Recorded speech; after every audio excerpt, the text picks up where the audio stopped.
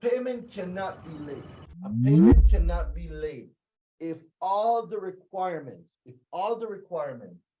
person 15 USC 1666B and the information that is inside of 15 USC 1637B is not mailed to the consumer 21 days before statement. So there cannot be a late payment. There cannot be a late payment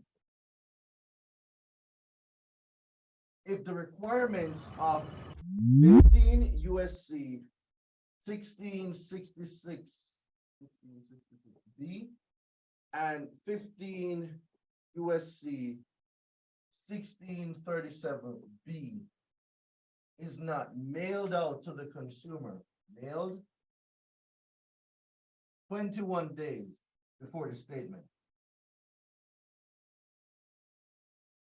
What does it say? Before the statement, before the payment due date, not the statement, I'm sorry. Before the payment date. So before the payment due date, right? Before the payment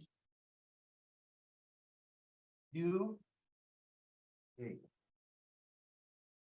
All right. Now, a lot of people speak about this section of the law, but they don't know how to use it to delete late payment. The requirements of 15 USC 1666B and 15 USC 1637B must be mailed to you 21 days before your due date, before your payment due date.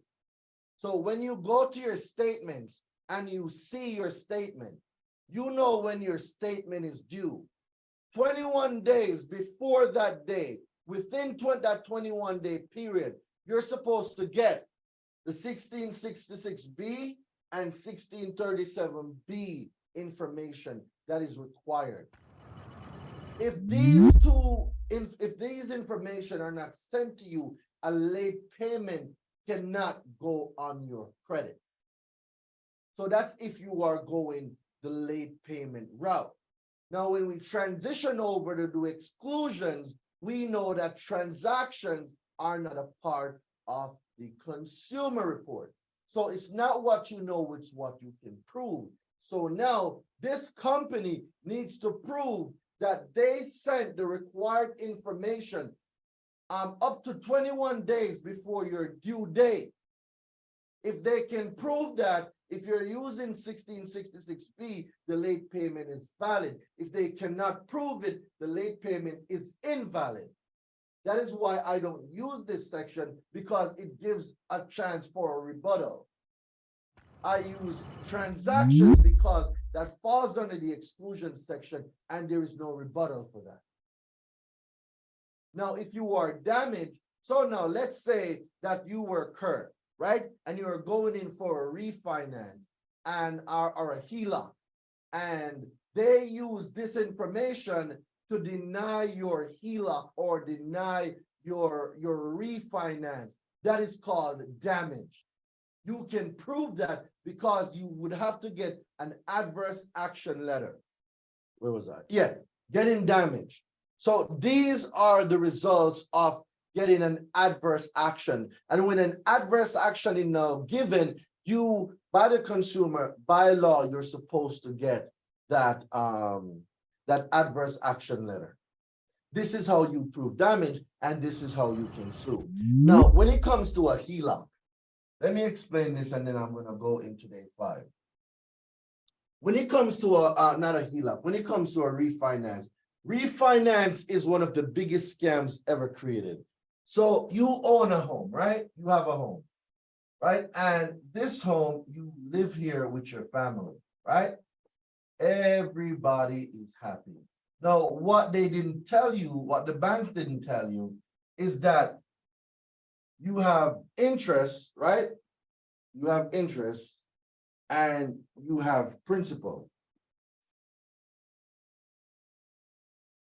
Now, the first 5 to 7 years, majority of the payments that you're making,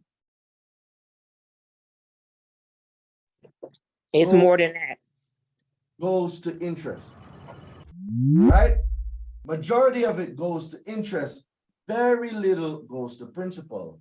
When you approach the 7 to 10 year mark, it flips. More start going to principal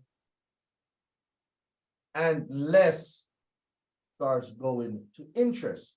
If you notice, every 5 to 10 years, they're going to call you and they're going to say, hey, we probably can give you a 1% lower interest rate if you refinance this loan. If you refinance this loan, ladies and gentlemen, what you're doing is you are resetting. Yep. You are resetting how much is going to go to interest for another 5 to 10 years. So now we're talking about a good probably 20 years where most of your payment was going towards interest and very little to your principal. Refinance is the biggest scam. What you want to do is have your home, turn your home into a credit card, right? You do this by opening what is called a home equity line of credit. Basically, you turn in your house into a credit card.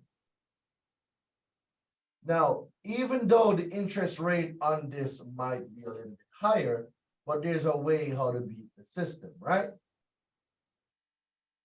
If you are employed, you're employed, and you are W-2 or you have your business, whatever, what you can do is this.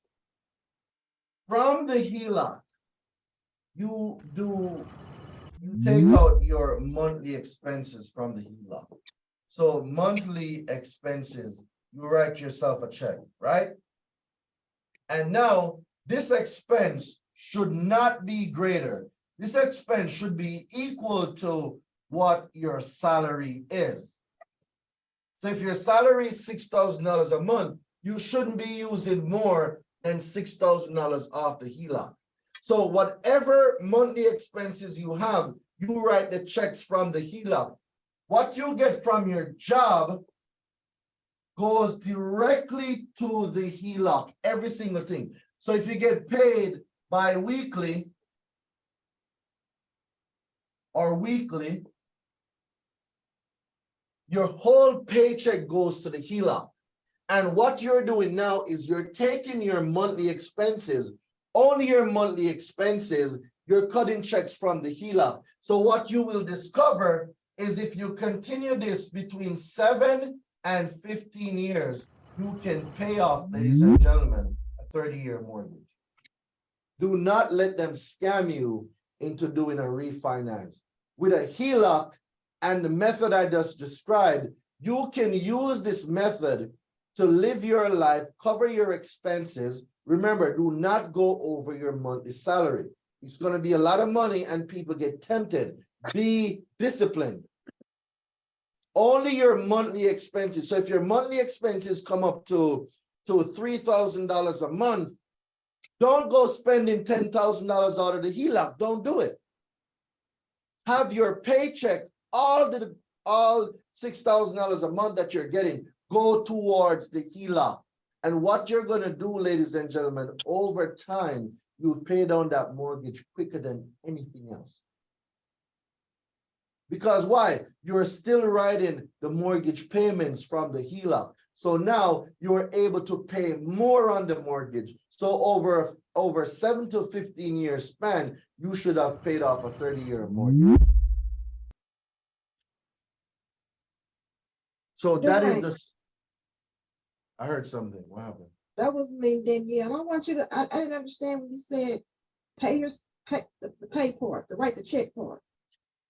Yeah. So the HELOC is basically a credit card. So when you get a home equity line of credit, they'll give you either a checkbook or a way for you to access those funds. What you're doing now is all your living expenses you are paying from the HELOC. Whenever you get paid, all your pay goes towards the HELOC.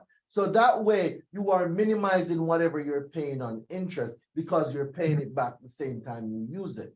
You know, on the 1st and the 15th, you get paid that whatever you use is getting paid back already.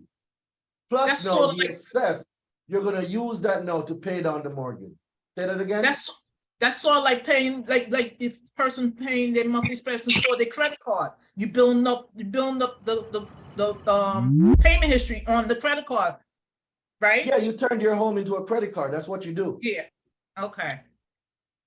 And this way, you circumvent these sharks that are swindling people into refinancing. It's one of the biggest scams. It's been so normalized that now people, they can even come on TV and tell you to refinance, and they're not telling you that the first 5 to 10 years, all of those payments, the highest part of the payment is going towards interest and little to principal. It's a big scam. Why do you think they like telling The people, mortgage oh, with the you're gonna save 1%.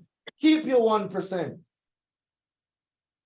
Because when you look, you're gonna be paying 20 years in high interest and very little to your principal. You can keep your damn 1%. Not worth it.